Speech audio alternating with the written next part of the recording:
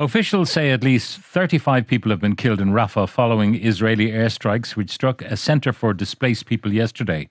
The health ministry and the Hamas-run territory said in a statement that the strikes claimed the lives of 35 martyrs and left dozens injured, most of them children and women. The United Nations Refugee Agency that just released a statement a few minutes ago said that the killings of more than 35 Palestinians and dozens injured is not only horrifying.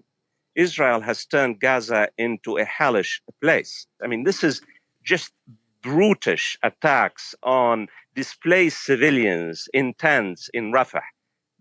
Coming days after the International Court of Justice ordered Israel to basically immediate ceasefire. In fact, Israel has escalated its attacks on Rafah, and thus Hamas rockets, primitive rockets that were intercepted by Israel, really a response to the escalation, military escalation by Israel, even though they really are counterproductive, as you just asked.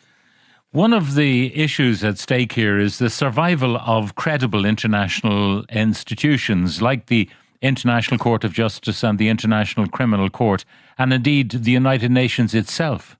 If people, Israel in this case, completely ignore the orders that come down from these institutions, it makes them seem absolutely toothless and ineffective and perhaps redundant.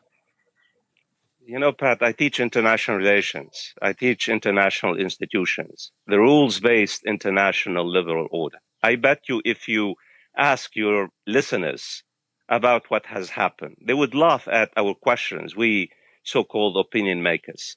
I mean, what has remains of the so-called rules-based society that the United States continuously applauds and celebrates?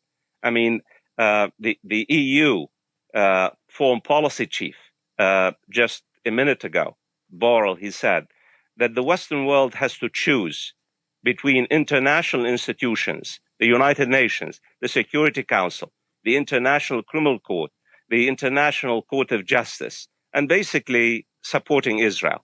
And the United States and the United Kingdom, sadly, they have decided to support Israel against international institutions, which basically they applauded the same institutions when they requested an arrest warrant for Russian President Putin after his attack on the Ukraine. But this tells you not only about the double standards, we're beyond that. I mean, we're beyond hypocrisy.